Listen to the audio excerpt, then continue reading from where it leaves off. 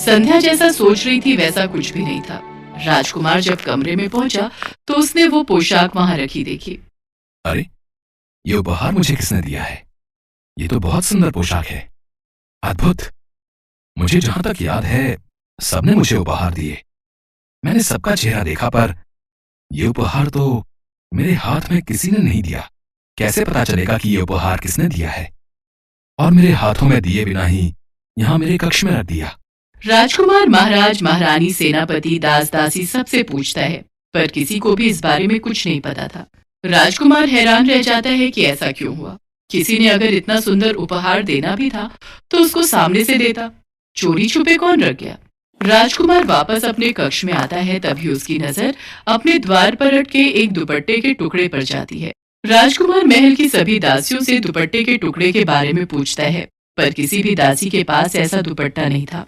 राजकुमार को यकीन हो जाता है कि ये टुकड़ा यकीनन उसी लड़की के दुपट्टे का है जो उसके कमरे में वो पोशाक रख कर गई है। राजकुमार इस बात का पता लगाने के लिए पूरे नगर में सैनिकों को भेजता है। वो पोशाक किसने दी उसके लिए सब मना कर देते हैं। भाई, हमने तो बहुत महंगा उपहार दिया था। राजकुमार को चांदी की प्याली दी थी। हमने ये उपहार में पोशाक नहीं दी। उस समय सुंदरलाल, उसकी पत्नी और बेटी संध्या जरूरी काम से नगर से बाहर गए हुए थे, इसलिए उनसे पता करना रह जाता है। पर सैनिक ये बात राजकुमार को नहीं बताते। राजकुमार बहुत परेशान था। अब तो उसके पास एक ही रास्ता था, इस दुपट्टे के टुकड़े की असलियत जानने का। माँ, पिताजी, अब मेरे पास एक ही रास्ता है। मैं अपना स्वयंवर रखना चाहता हूँ, ताकि उस स्वयंवर में सभी लड़कियां आएं और वही पोशाक पहने जो उन्होंने मेरे जन्मदिन के उत्सव में पहनी थी। मुझे पता चल जाएगा कि ये दुपट्टे का टुकड़ा किसका है। फिर मैं उसी लड़की से विवाह करूंगा। इससे मुझे अपने प्रश्न का उत्तर भी मिल जाएगा। ठीक है पुत्र, अब तुम इस योग्य हो चुके हो कि तुम अपना जीवन साथी चुन सको। जैसी तुम्हारी इच्छा पुत्र। हम आज ही नगर में तुम्हारे स्वयंवर की घोषणा करवा देते हैं। राजकुमार उस दुपट्टे के टुकड़े के बारे में किसी से कुछ नहीं कहता। वो तो चुपचाप उस बारे में जानना चाहता था जिसके दुपट्टे का ये टुकड़ा था। नगर में घोषणा कर दी जाती है और ये बात सुंदरलाल के कानों तक भी पहुंचती है।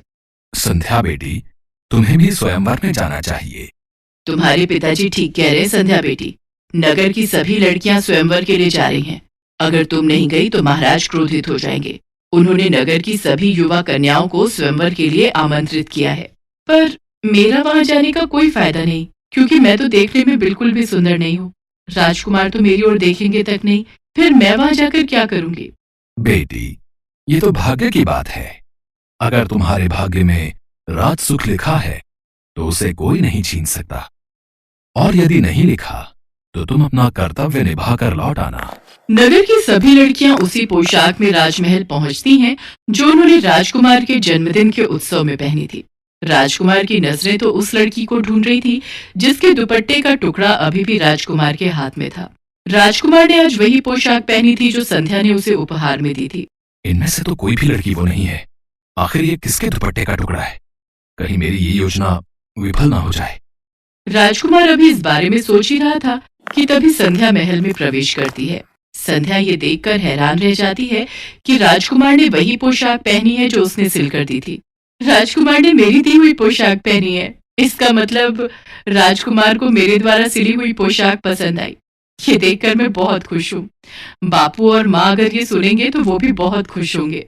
संध्या अभी ये सब देखकर मुस्कुरा ही रही थी कि तभी राजकुमार वीर प्रताप की नजर उसकी पोशाक पर जाती है। यही है वो जिसकी मुझे तलाश थी। आप सब जानना चाहते हैं मैंने ये स्वयंवर क्यों रखा है? क्योंकि मैं अपना जीवन साथी चुनना चाहता था। जिस लड़की की मुझे तलाश थी, आज वो मेरे सामने खड़ी है। मैं उसका नाम तो नहीं जानता, पर आज जो पोशाक मैंने पहनी हुई है उसी लड़की ने मुझे उपहार में दी थी। क्या वो लड़की मेरी जीवन संगिनी बनना चाहती है? सब लड़कियां एक दूसरे का चेहरा देख रही थी, क्योंकि उनमें से किसी ने भी ये पोशाक राजकुमार को नहीं दी थी। संध्या तो सच जानती थी। वो हैरान रह जाती है। राजकुमार उसकी ओर बढ़ता है और उसका हाथ थाम लेता है। राजकुमार, मैं आपके लायक नहीं हूँ। आपको तो मेरे से भी सुंदर लड़कियां मिल जाएंगी। संध्या, प्रेम तो दिल से होता है। मैं तो उसी पल ही तुम्हें अपना दिल दे बैठा था। जब मैंने इस पोशाक को देखा, वो तो तुम्हारे दुपट्टे का टुकड़ा दरवाजे में अटका हुआ था, तभी मुझे तुम्हारे बारे में पता चला, वरना मैं तो सच्चाई जान ही नहीं पाता। और मेरी नजरों से देखो, तुम मेरे लिए दुनिया की सबसे खूबसूरत लड़की हो। संध्या अपने दुपट्टे की ओर देखती है जो किनारे से फटा हुआ था। वहां खड़ी सभी लड़कियां हैरान रह जाती हैं। राजकुमार वीर प्रताप की बातें सुनकर संध्या की नजरें शर्म से झुक जाती हैं। उसके पश्चात सुंदरलाल और शांति को दरबार में बुलाया जाता है। फिर शुभ मुहूर्त में संध्या और राजकुमार वीर प्रताप का विवाह संपन्न होता है। आज संध्या के जीवन में दुनिया की सारी खुशियां थी।